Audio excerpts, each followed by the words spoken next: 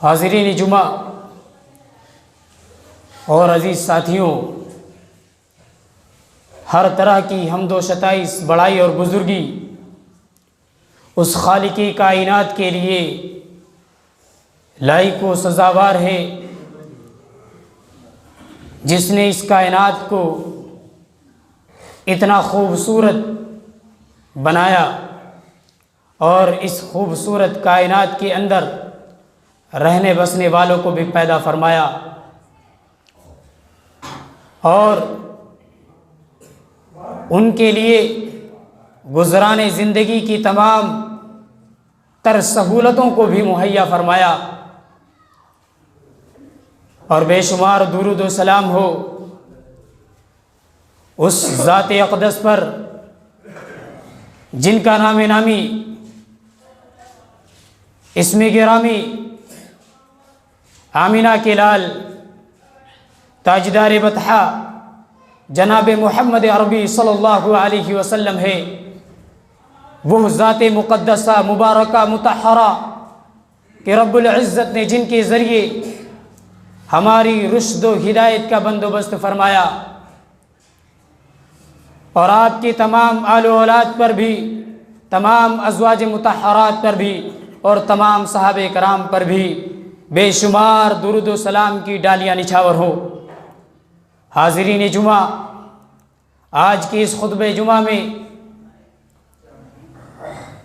جس آیت کریمہ کی تلاوت آپ کے سامنے ہم نے فرمائی، سورہ زمر کی آیت ہے، آیت نمبر 9 ہے، اور جس حدیث کو ہم نے آپ کے سامنے پڑھی وہ حدیث امام مسلم رحمہ اللہ نے اپنے صحیح مسلم کے اندر اسے روایت کیا ہے۔ اسی آیت اور حدیث کے تعلق سے چند باتیں آپ کے سامنے رکھنے کی کوشش کروں گا۔ اللہ رب العالمین سے دعا گو ہوں کہ اللہ رب العالمین ہمیں کہنے سے زیادہ ہم تمام لوگوں کو سننے، سمجھنے اور عمل کرنے کی توفیق عطا فرمائے۔ رب اشرح لی صدری ویسر لی امری واحلل عقدۃ من لسانی یفقہوا قولی۔ حاضرین جمعہ، جو آیت کریمہ ہم نے تلاوت فرمائی، اس آیت کریمہ کا تعلق بھی علم اور اہل علم سے ہے، اور جو حدیث مبارکہ ہم نے آپ کے سامنے تلاوت فرمائی، اس حدیث کا تعلق بھی اہل علم سے ہے، کیونکہ یہ عنوان، یہ موضوع چننا ہمیں کیوں پڑا؟ اس کی وجہ یہ ہے کہ ہم دیکھ رہے ہیں کہ چند سالوں سے علم پستی کا شکار ہے۔ علم کو آگے بڑھنے سے روکنے کے لیے طرح طرح کے پروپیگنڈے کیے جا رہے ہیں۔ آپ نے بھی غور کیا ہوگا کہ پچھلے 2 سالوں سے علم کی شرح بہت تیزی کے ساتھ گھٹ رہا ہے، اور اسی طریقے سے اگر مدارس اور مکاتب بند رہے تو پھر علم بہت تیزی کے ساتھ لوگوں کے ذہنوں سے اور ہمارے آنے والی نسلوں سے دور ہوتا چلا جائے گا، جبکہ علم ایک ایسی دولت ہے جس سے نہ صرف دنیا بنتی اور سجتی اور سنورتی ہے، بلکہ علم ایک ایسی دولت ہے جس دولت سے دنیا کے ساتھ ساتھ آخرت بھی سجتی اور سنورتی ہے۔ علم وہ روشنی ہے کہ جس سے انسانی زندگی منور ہوتی ہے، علم وہ خزانہ ہے کہ جو خرچ کرنے سے کبھی کم نہیں پڑتا۔ اسی لیے اسلام میں تعلیم پر بہت زیادہ زور دیا گیا ہے، جیسا کہ پیارے حبیب علیہ الصلاۃ والسلام نے فرمایا کہ طلب العلم فریضۃ علی کل مسلم، رواہ ابن ماجہ۔ پیارے حبیب علیہ الصلوۃ والسلام نے فرمایا کہ علم کا حاصل کرنا ہر مسلمان پر فرض ہے۔ یہ فرض جو اللہ کے رسول صلی اللہ علیہ وسلم نے قرار دیا وہ اسلام کی بنیادی تعلیمات ہیں، جن بنیادی تعلیمات کا حصول اور حاصل کرنا ہر مسلمان پر واجب اور فرض ہے، چاہے وہ چھوٹا ہو، بڑا ہو، امیر ہو، غریب ہو، فقیر ہو، ہر کوئی جو دائرے اسلام کے اندر داخل ہو گیا، جس نے اسلام کا کلمہ پڑھ لیا، اس کے لیے بنیادی اسلامی تعلیمات کا حاصل کرنا اس پر فرض ہو گیا، لازم ہو گیا۔ اور علم کی اہمیت کا اندازہ آپ اس آیت کریمہ سے بھی لگا سکتے ہیں کہ جس کے اندر اللہ رب العالمین نے فرمایا کہ قل هل يستوي الذين يعلمون والذين لا يعلمون، سورہ زمر آیت نمبر 9۔ اللہ رب العالمین فرماتا ہے کہ تم بغیر علم کے اپنے آپ کو کیا سمجھ رہے ہو؟ ہمارے نزدیک اہل علم کا کیا مقام ہے، ہمارے نزدیک اہل علم کا کیا مرتبہ ہے، وہ چھوڑیے۔ ہم نے تم کو عقل دیا، فہم و فراست دیا، سوجھ بوجھ کی صلاحیت ہم نے تم کو دی ہے، ذرا بتاؤ تو صحیح، ہم تمہیں سے پوچھتے ہیں کہ تم بتاؤ کہ قل هل يستوي الذين يعلمون، ذرا بتاؤ، اپنے عقل و شعور کا استعمال کرو اور بتاؤ کہ کیا وہ لوگ جو اہل علم ہیں، جن کے پاس کتاب و سنت کا علم ہے، جو جانکاری رکھتے ہیں، وہ لوگ اور وہ لوگ الذین لا یعلمون، جو نہیں جانتے، جو علم نہیں رکھتے، جو کورے ہیں، ان پڑھ ہیں، وہ دونوں برابر ہو سکتے ہیں؟ لا، کبھی نہیں ہو سکتے، ہرگز نہیں ہو سکتے۔ اہل علم اور جاہل کبھی برابر نہیں ہو سکتے۔ یہ تصور، یہ سوچ، یہ سمجھ ہماری اور آپ کی ہے، اور اسی لیے اللہ رب العالمین نے خود نہ کہہ کر کے بلکہ انسانوں سے پوچھا کہ ہم نے تمہیں صلاحیت دی ہے، ہم نے تمہیں سوچ و فکر کی صلاحیت دی ہے، طاقت دی ہے، تو تم ہی بتاؤ، تم ہی فیصلہ کرو کہ کیا وہ لوگ جو علم رکھتے ہیں اور وہ لوگ جو علم نہیں رکھتے دونوں برابر ہو سکتے ہیں؟ ہرگز نہیں ہو سکتے۔ تو اس آیت کریمہ سے ہمیں یہ معلوم ہوتا ہے کہ اہل علم کا کیا مقام ہے۔ اہل علم اور غیر اہل علم کبھی برابر نہیں ہو سکتے، دونوں میں فرق ہے۔ اور اسی طریقے سے اللہ رب العالمین اہل علم کے تعلق سے اہل علم کے فضل کو بیان کرتا ہے، اور اللہ رب العالمین فرماتا ہے یرفع اللہ الذین آمنوا منکم والذین اوتوا العلم درجات۔ سورہ مجادلہ کی یہ آیت ہے۔ اللہ رب العالمین فرماتا ہے اور کہتا ہے کہ یرفع اللہ الذین، کہ اللہ رب العالمین بلند کرتا ہے۔ کیا بلند کرتا ہے اور کس کی بلند کرتا ہے؟ غور کیجئے، سنیے، اللہ رب العالمین بلند کرتا ہے۔ کیا بلند کرتا ہے اور کس کی بلند کرتا ہے؟ آگے اللہ رب العالمین فرماتا ہے کہ الذین آمنوا منکم، ان لوگوں کی بلند کرتا ہے جو تم میں سے اہل ایمان ہے، جن کا ایمان صحابہ کے ایمان کی طرح ہے، جن کا ایمان اس اعتبار سے ہے جس اعتبار سے ایمان لانے کے تعلق سے اللہ کے رسول صلی اللہ علیہ وسلم نے فرمایا کہ جب تک تمہارا ایمان صحابہ کرام کے ایمان کے مطابق نہیں ہو سکتا تب تک کہ تم اہل ایمان حقیقی معنوں میں نہیں ہو۔ ایمان کتاب و سنت کے مطابق ہونا چاہیے، تو جن کا ایمان کتاب و سنت کے مطابق ہوگا، جن کا ایمان صحابہ کے ایمان کی طرح ہوگا، ان کا بلند کرتا ہے اللہ رب العالمین۔ اور اسی طریقے سے والذین اوتوا العلم، اور اسی طریقے سے ان لوگوں کا بلند کرتا ہے جو اہل علم ہے، جن کے پاس صلاحیت ہے، جن کے پاس علم ہے، دانائی ہے، ان کا بلند کرتا ہے۔ کیا بلند کرتا ہے؟ اللہ رب العالمین اس کی وضاحت فرماتا ہے درجات، درجات کو بلند کرتا ہے۔ اس آیت کریمہ سے یہ واضح ہو گیا کہ اللہ رب العالمین اہل ایمان کا اور اہل علم کے درجات کو بلند فرماتا ہے۔ یہ مقام اللہ رب العالمین نے اہل علم کو دیا۔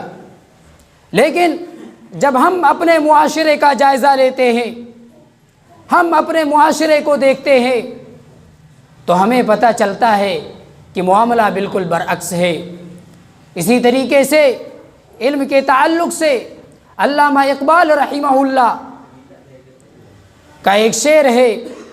علامہ اقبال رحمہ اللہ چاند کو مخاطب کرتے ہیں اور چاند کی روشنی کو دیکھتے ہیں، اس کی چمک پر غور و فکر کرتے ہیں اور مخاطب کر بیٹھتے ہیں، سوال کر بیٹھتے ہیں اس چاند سے، اور چاند کی زبان بن کر کے خود بولتے ہیں اور کہتے ہیں کہ اے چاند ذرا یہ بتا، پائی ہے چاندنی یہ کہاں سے بتا مجھے، یہ نور یہ کمال کہاں سے ملا تجھے، اے چاند ذرا یہ بتا کہ یہ کمال تجھے کہاں سے حاصل ہوا، یہ چاندنی تجھے کہاں سے ملی، ذرا ہمیں بھی بتا، تیری طرح کمال میرا بے مثال ہو، مجھ کو بھی آرزو ہے کہ ایسا کمال ہو، یعنی جس طریقے سے تیرے اندر کمال پایا جا رہا ہے اسی کمال کو میں چاہتا ہوں۔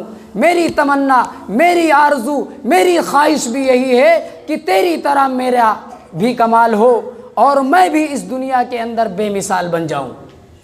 اس سوچ کو لے کر کے علامہ اقبال رحمہ اللہ چاند کو مخاطب کرتے ہیں اور اس سے سوال کر بیٹھتے ہیں، اور پھر آگے کہتے ہیں علامہ اقبال رحمہ اللہ کہتے ہیں روشن ہو میرے دم سے زمانہ اسی طرح، جس طریقے سے اے چاند تیری روشنی سے یہ دنیا جگمگا اٹھتی ہے اور رات کی تاریکی ختم ہو جاتی ہے، اور جو لوگ جس جگہ جانا چاہتے ہیں، جس چیز کو تلاش کرنا چاہتے ہیں، اس چیز کو تیری چمک سے، تیری روشنی سے حاصل کر لیتے ہیں، اور تیری روشنی، تیری چمک، تیرا نور کسی کو کوئی تکلیف نہیں دیتا، کسی کو کوئی پریشانی نہیں پہنچاتا۔ ٹھیک ویسے ہی میں بھی تیری طرح ایک نور چاہتا ہوں، ایک روشنی چاہتا ہوں، ایک چمک چاہتا ہوں، تو مجھے بتا کہ وہ روشنی کہاں سے مل سکتی ہے۔ اور پھر آگے بہت سارے اشعار انہوں نے کہے، پھر آگے چاند نے خود جو ہے علامہ اقبال رحمہ اللہ کو مخاطب کیا، اور اس چیز کو علامہ اقبال رحمہ اللہ نے اس انداز میں پیش کیا کہ میرا سوال سن کے کہا چاند نے مجھے، لے بھید اپنے نور کا کہتا ہوں میں تجھے، سورج اگر نہ ہو تو، سورج اگر نہ ہو تو گزارا نہیں میرا، مانگا ہوا ہے نور یہ اپنا نہیں میرا۔ یعنی جو چمک ہمیں حاصل ہوئی ہے، یہ نور جو ہمیں میسر ہے آج، جس نور کو دیکھ کر کے تم آج مجھ سے ہم کلام ہو گئے ہو، یہ نور میرا خود کا نور نہیں ہے، بلکہ اس نور کو ہم نے مانگا ہے۔ کس سے مانگا ہے؟ ہم نے سورج سے اس نور کو مانگا ہے، ہم نے سورج سے مانگا اس نور کو، اور اس سورج نے ہمیں یہ نور دیا ہے۔ اور پھر آگے کہتے ہیں علامہ اقبال رحمہ اللہ کہ سورج کے دم سے مجھ کو یہ حاصل کمال ہے، کامل اسی کے نور سے میرا ہلال ہے۔ چاند کہتا ہے کہ یہ کمال جو آج ہمیں حاصل ہے، یہ کمال ہمیں سورج سے حاصل ہوا ہے، سورج نے یہ کمال دیا جس کمال کو دیکھ کر کے تم آج دنگ ہو۔ اور پھر آگے کہتا ہے کہ یہ ہلال جو یہ چاند تم دیکھ رہے ہو چمکتا ہوا، یہ اسی کی دین ہے، یہ اسی نے ہمیں دیا ہے یہ نور، جس کی بنا پر یہ ہلال آج چمک رہا ہے، روشن ہے۔ پھر آگے چاند کہتا ہے کہ کامل اسی کے نور سے میرا ہلال ہے، پھرتا ہوں روشنی کی تمنا میں رات دن، مجھ کو اڑائے پھرتی ہے خواہش کمال کی، یعنی کمال کی چاہت مجھے اڑائے پھرتی ہے اور میں تلاش کرتا ہوں روشنی کو، دن و رات تگ و دو کرتا ہوں، تب جا کر کے مجھے روشنی ملتی ہے اور پھر میں چمکتا ہوں۔ اور پھر آگے علامہ اقبال رحمہ اللہ کہتے ہیں کہ کر پیروی جہان میں۔ اب چاند جو ہے علامہ اقبال رحمہ اللہ کے اس سوال کا جواب دیتا ہے جو علامہ اقبال نے اس سے کہا تھا کہ مجھ کو بتا دے یہ نور تجھ کو کہاں سے ملا ہے، میں بھی حاصل کر لوں اور اس دنیا کے اندر میں بھی چمکوں جس طریقے سے تو آسمان پر چمکتا ہے۔ تو اس چاند نے علامہ اقبال رحمہ اللہ کو مخاطب کیا اور کہا کہ میری نصیحت کو گانٹھ باندھ لو، میں جو نصیحت کرتا ہوں اسی پر کارآمد ہو جاؤ اور پیروی کرو، تمہیں یہ نور مل جائے گا۔ آگے شاعر علامہ اقبال رحمہ اللہ کہتے ہیں کہ چاند نے نصیحت کیا کی۔ چاند کہتا ہے کہ کر پیروی جہان میں میری مثال کی پیروی کرو، بے فائدہ اپنے دنوں کو خراب نہ کر، میری طرح تلاش کوئی آفتاب کر۔ یعنی اپنے اوقات کو یوں ہی برباد نہ کرو جس طریقے سے میں نے دن و رات تگ و دو کیا، دن و رات اڑتا پھرتا رہتا ہوں، چلتا رہتا ہوں اور روشنی کی تلاش میں رہتا ہوں، پھر مجھے روشنی سورج سے ملتی ہے، پھر رات کو میں چمکتا ہوں۔ ایسے ہی تم بھی کوشش کرو اور میری طرح پیروی کرو اور دن و رات کو لگا دو، وقف کر دو، اپنے آپ کو خرچ کر دو اور تلاش کرو روشنی کو، ضرور تمہیں روشنی ملے گی، ضرور تمہیں کوئی آفتاب مل جائے گا اور اس آفتاب سے روشنی کو حاصل کرو اور پھر اس دنیا کے اندر چمکو۔ آگے علامہ اقبال رحمہ اللہ کہتے ہیں کہ چاند نے کہا، کہتے ہیں جس کو علم وہ ایک آفتاب ہے۔ چاند علامہ اقبال کو نصیحت کرتا ہے اور چاند کہتا ہے کہ تم کو ادھر ادھر پھرنے کی ضرورت نہیں ہے، جس آفتاب کو تم تلاش کرنا چاہتے ہو وہ آفتاب کوئی اور نہیں بلکہ علم ہے۔ علم ایک آفتاب ہے، علم کو تلاش کر لو۔ علم ایک ایسی چیز ہے جس کی بدولت تم پوری دنیا کے اندر ایک سورج کے مانند چمکتے رہو گے، اور دنیا کی نہیں بلکہ آخرت کے اندر بھی چمکو گے تو سورج کے مانند چمکو گے جب علم تمہیں حاصل ہو جائے گا۔ آگے چاند کہتا ہے کہ یکتا ہے، بے مثال ہے اور لاجواب ہے۔ علم ایک ایسا آفتاب ہے جو یکتا ہے، بے مثال ہے، کوئی مثال نہیں دیا جا سکتا علم کا، علم کی کوئی مثال نہیں بیان کر سکتا، اور لاجواب ہے۔ علم ایک ایسی چیز ہے جس کا کوئی جواب نہیں۔ یہ علم جب حاصل ہو گیا تو علم ایک ایسی چیز ہے کہ جس کے ذریعے تم اپنا لوہا منوا سکتے ہو۔ یہ علم ایک ایسی چیز ہے کہ جس کے ذریعہ ہر وہ انسان، ہر وہ چیز جو تمہارے قدم چومے گی، جو تم سے دور ہونا چاہتی ہے، جب تمہارے اندر علم آ جائے گا۔ یہ نصیحت چاند نے علامہ اقبال رحمہ اللہ کو کیا، اور ایسے کمال کی ہے تمنا اگر تجھے، تو نور جا کے مانگ اسی آفتاب سے۔ اگر تجھے تمنا ہے، آرزو ہے، علم کی چاہت ہے، تڑپ ہے، آفتاب کی طرح روشن ہونا چاہتا ہے، تو جا اور آفتاب سے روشنی چمک، روشنی تلاش کر، اس سے مانگ۔ اور وہ آفتاب کون ہے؟ اہل علم ہے۔ وہ آفتاب کون ہے؟ اہل علم ہے۔ اہل علم کے پاس جاؤ اور ان سے روشنی طلب کرو، نور طلب کرو، تب جا کر کے تم اس دنیا کے اندر جگمگاؤ گے اور تمہاری روشنی سے پوری دنیا روشن ہو جائے گی اور دنیا کے تمام لوگ فائدہ اٹھائیں گے۔ اور اسی لیے ہم کہتے ہیں کہ اہل علم کو جو مقام اللہ رب العالمین دیا، اس مقام کو سمجھیے۔ اہل علم کو جو مقام اللہ رب العالمین نے دیا، اس مقام پر غور و فکر کیجئے اور اہل علم کی ناقدری نہ کیجئے، کیونکہ باطل طاقتیں روزانہ نئے نئے طریقے سے چالیں چل رہے ہیں، نئے نئے پروپیگنڈے بنا رہے ہیں۔ اگر آپ نے ناقدری کی اہل علم کی تو یہ جان لیجئے کہ علم جو ہے چھپ جائے گا، علم اٹھا لیا جائے گا۔ اور علم کیسے اٹھا لیا جائے گا؟ اللہ کے رسول صلی اللہ علیہ وسلم نے فرمایا تھا کہ ایک وقت آئے گا، ایک زمانہ آئے گا، اس زمانے کے اندر علم مٹ جائے گا۔ علم کیسے مٹے گا؟ صحابہ کرام نے پوچھا تھا۔ اللہ کے رسول صلی اللہ علیہ وسلم نے فرمایا تھا کہ علم ایسا نہیں کہ کتابی شکل میں اٹھا لیا جائے، نہیں، اہل علم کو اللہ رب العالمین اٹھا لے گا، اہل علم کی ناقدری ہونے لگے گی، اہل علم اٹھا لیے جائیں گے، ان کو فوت کر دیا جائے گا، وہ مر جائیں گے، انتقال کر جائیں گے، روح ان کی پرواز ہو جائے گی، پھر جہلہ جو ہے منبر و محراب کو اپنا مسکن بنا لیں گے اور پھر علم مٹ جائے گا۔